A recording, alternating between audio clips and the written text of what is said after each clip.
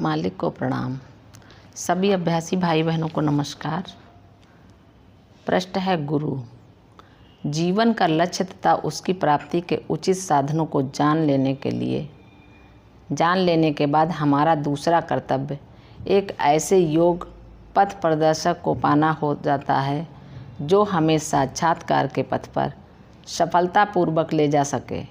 सभी विषयों में, सांसारिक उपलब्धियों से संबंधित विषयों में भी हमें एक सुयोग पथ प्रदर्शक की सहायता की आवश्यकता होती है। हो सकता है कि कुछ ज्ञान प्राप्त कर लेने के पश्चात हम स्वयं अपने प्रयास से आगे बढ़ सकें, पर तब भी हमें प्राचीन आचार्यों के अनुभव पर, जो उनकी पुस्तकों एवं रचनाओं में संग्रहित है, निर्भर रहना पड़ता है।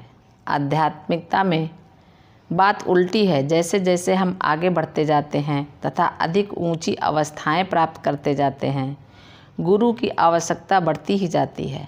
पुस्तकें वहाँ हमारे किसी काम की नहीं, वे हमें चीज़ों का ऊपरी ज्ञान प्राप्त करने में सहायक हो सकती हैं, जिससे हम आध्यात्मिक विषयों पर ओजस्वी भाषण दे सकें तथा तर्क में विजयी हो सकें। लेकिन केवल उन्हीं के द्वारा आध्यात्मिकता में व्यवहारिक पहुंच असंभव है। पुस्तकीय ज्ञान पर आधारित योगिक क्रियाएं एवं साधनाएं अधिकतर भ्रामक होती हैं तथा आध्यात्मिक उन्नति के लिए हानिकारक भी होती हैं। केवल एक सुयोग पथ प्रदर्शक की सहायता ही हमको लक्ष्य तक ले जा सकती है। फारसी के प्रसिद्ध कवि एवं आध्यात्मिकता पर 18 ग्रंथों के रचयिता मौलानी रूमी के विषय में कहा जाता है कि एक बार वे एक बड़े संत के पास आध्यात्मिक प्रशिक्षण प्राप्त करने के लिए गए, तो संत ने उनसे कहा कि यदि वे उनसे व्यवहारिक प्रशिक्षण प्राप्त करना चाहते हैं तो अपनी सारी पुस्तकें नदी में फेंक दें। इस पर वे तैयार नहीं हुए, क्योंकि इसका अर्थ होता है जीवन भर का परिश्रम व्यर्थ। वे कई बार उस संत के पास वही प्रार्थना लेकर गए, पर उन्हें वही उत्तर मिला। कोई अन्य उपाय न देखकर उन्होंने अंत में संत की बात मान ली और अपने सारे ग्रंथ नदी में फेंककर उनके शिष्य हो गए। सच्चा साक्षात्कार साधना क्षेत्र में प्रशिक्षण लेने के पश्चात ही प्राप्त होता है और उसके लिए पंडित्व अथवा ज्ञान अधिक सहायक नहीं होता। अतः आध्यात्मिक खोज में लगे हुए व्यक्तियों के लिए गुरु की सहायता अनिवार्य एवं अपरिहार्य है। ऐसे भी उदाहरण हैं जब ऋषियों ने केवल आत्म प्रयास के द्वारा सीधे ईश्वर के प्राप्ति पूर्ण समर्पण कर पूर्णता प्राप्त कर ली है, लेकिन ऐसे उदाहरण गिने चुने हैं। वास्तव में यह अत्यंत कठिन मार्ग है और इसका अनुसरण केवल वे व्यक्ति ही कर सकते हैं जिन्हें असाधारण प्रतिभा का दिव्य वरदान प्राप्त है। गुरु ईश्वर और मनुष्य को जोड़ने वाली कड़ी है। उसी के माध्यम से हम ईश्वर तक पहुंच सकते हैं। केवल वही एक शक्ति है जो हमें रास्ते की उलझनों से निकाल सकता है। आध्यात्मिक यात्रा में हमें विभिन्न बिंदुओं से गुजरना पड़ता है, जिन्हें चक्र या लाक्षणिक भाषा में कमल कहते हैं। वे मनुष्य को परंपरा से प्राप्त दैवी शक्ति अथवा असलियत की शक्ति के पूंजीभूत शक्ति केंद्र हैं। वे मानव शरीर के भीतर विभिन्न स्थानों पर स्थित हैं। दो चक्रों के बीच की जगह में असंख्य सूक्ष्म तंतुओं का बना घना जाल है। हम जैसे जैसे आगे बढ़ते हैं, बीच के तहों की इन बाधाओं से हमें गुजरना पड़ता है। हमें वहाँ भोग की पूर्ति के लिए काफ़ी समय तक रुकना पड़ता है। भोग का अर्थ अतीत में किए हुए कार्यों का फल भुगतना मात्र नहीं है। इसका वास्तविक अर्थ है जिस बिंदु पर हम पहुँच गए हैं उसकी सब गुत्थियों को खोलते हुए आगे बढ़ना। भोग के लिए इन स्थानों पर कभी कभी बहुत काल तक हमें ठहरना पड़ता है और केवल अपने ही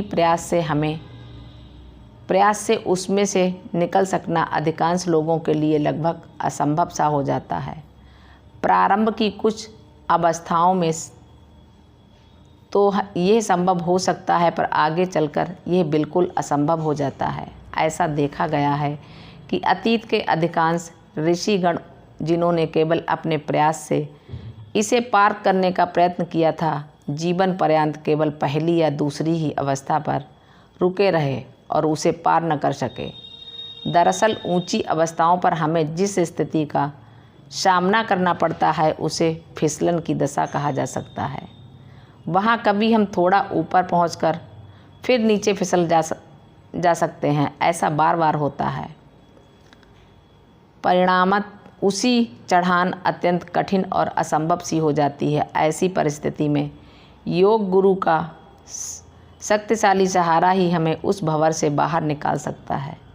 यदि गुरु में योग्यता एवं शक्ति की कमी नहीं है तो वे शिष्य को स्वयं अपनी शक्ति द्वारा गुत्थियों से बाहर निकालकर अगली ऊंची अवस्था तक पहुंचा देंगे। इसलिए यह आवश्यक है कि जो पथ प्रदर्शक हम चुने वह उच्चतम योग्यता का जो तथा अपनी असाधारण शक्ति द्वारा सभी गुत्थियों को एक ही नज़र में तोड़ सकने में समर्थ हो। ऐसा वही हो सकता है जो स्वयं पूर्णता अथवा पूर्ण आत्मनिषेध की अवस्था को प्राप्त कर चुका हो।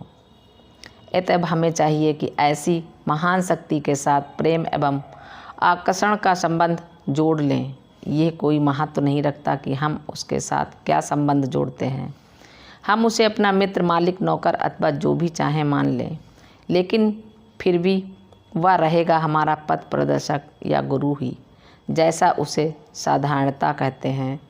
खेद की बात है, आजकल योग पथ प्रदर्शक के चयन की ओर ध्यान नहीं दिया जाता। यद्यपि हर हिंदू का यह मानना है कि आध्यात्मिक लाभ के लिए गुरु का होना नितांत आवश्यक है, लेकिन इस कार्य के लिए लोग किसी भी व्यक्ति को उसकी योग्यताओं अथवा गुणों की ओर ध्यान दिए बिना ही चुन लेते हैं। भोली जनता को आकर्षित करने के लिए तथाकथित गुरुओं द्वारा प्रदर्शित चमत्कारों अथवा बहलावों में आकर ही वे अधिकांशतः ऐसा करते हैं। ऐसे चेले खोजने वाले गुरुओं की कमी नहीं है। पेड़ की पत्तियों की भांति वे बहुत से हैं, क्योंकि उनमें से अधिकांश के लिए गुरु बनना बहुत लाभदायक है, जिसके द्वारा उन्हें इतनी अधिक आय हो जाती है जितनी अन्य किसी प्रकार से नहीं हो सकती। इसके साथ ही साथ वे अपने शिष्यों से अत्यधिक सम्मान एवं व्यक्तिगत सेवा पाते हैं। इस प्रकार भोली जनता आसानी से इन स्वार्थी पेशेवरों का शिकार हो जाती है। एक छोटा मोटा चमत्कार या मनोहर अथवा आकर्षक लगने वाला कोई साधारण प्रदर्शन मात्र ही सैकड़ों अज्ञानी भेड़ों को गुरु के बाड़े में हाँक लाने के लिए काफ़ी होता है। उन्हें नाराज करने वाले किसी व्यक्ति के लिए सांप की केवल एक साधारण सी धमकी ही हजारों को उनके शिकंजे में ला देती है।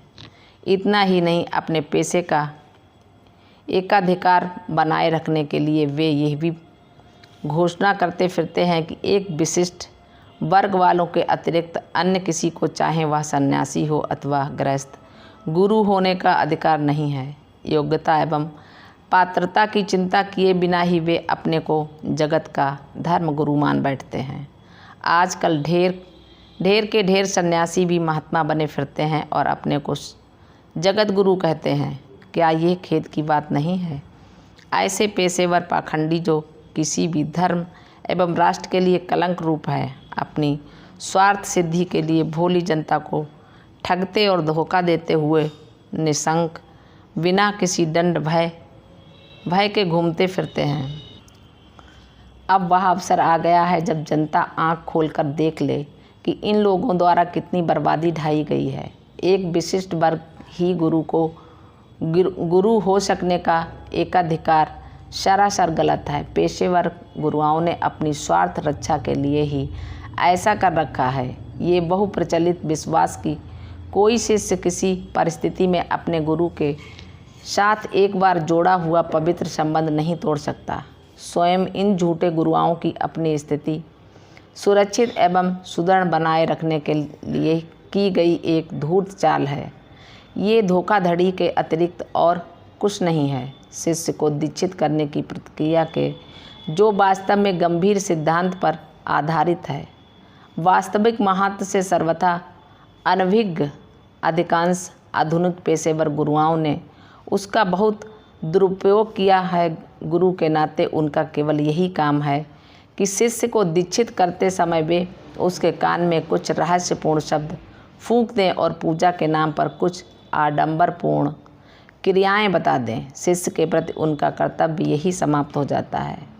उसकी प्रगति के लिए उन्हें इसके सिवा और कुछ नहीं करना रहता है कि वे उसे प्रत्येक वर्ष दर्शन दे दें और उससे अपनी वार्षिक भेंट ले लें। वास्तव में एक शिष्य को औपचारिक रूप से तभी दीक्षित किया जाना चाहिए जब उसके हृदय में सच्चा विश्वास एवं दैवी प्रेम वृद्धमूल हो गया हो। दीक्षा इस बात की घोतक है कि शिष्य का नाता सर्वोच्च शक्ति से जुड़ गया है। उस दशा में शिष्य ने जितनी ग्रहणशीलता अपने भीतर विकसित कर ली होती है, उसी के अनुसार आध्यात्मिक शक्ति उसमें स्वतः बहना आरंभ कर देती है। एक सही संबंध स्थापित करना बहुत कुछ गुरु की शक्ति एवं योग्यता पर निर्भर रहता है, जिसके लिए उसमें उच्च कोटि की क्षमता का होना आवश्यक है।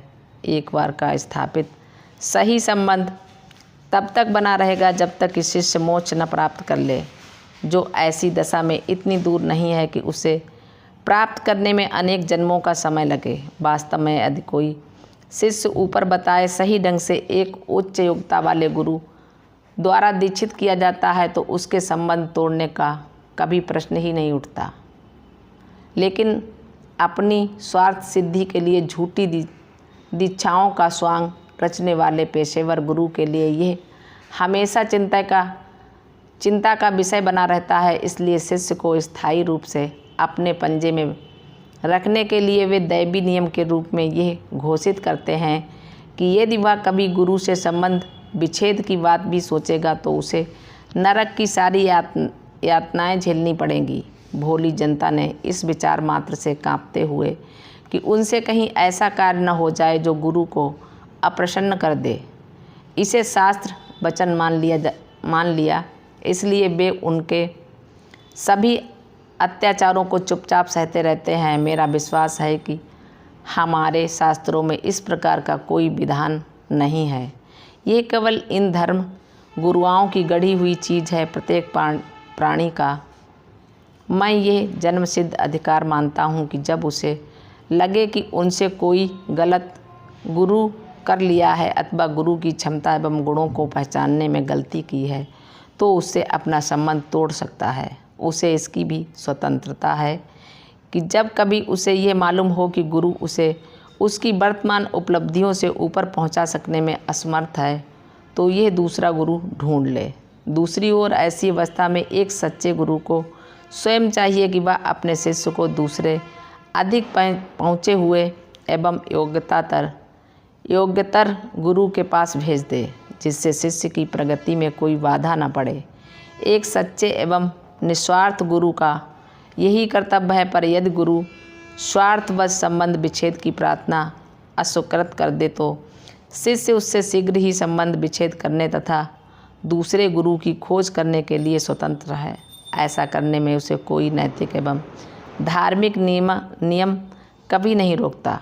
गुरुओं की श्रेणी में वे लोग कुछ आगे बढ़े हुए माने जाते हैं जो शास्त्रों तथा अन्य धर्म ग्रंथों से अर्जित अपने ज्ञान के आधार पर शिक्षा या उपदेश देते रहते हैं। उन्होंने संघ और आश्रम बना रखे हैं। मालिक को प्रणाम। सभी अभ्यासी भाई बहनों को नमस्कार, धन्यवाद।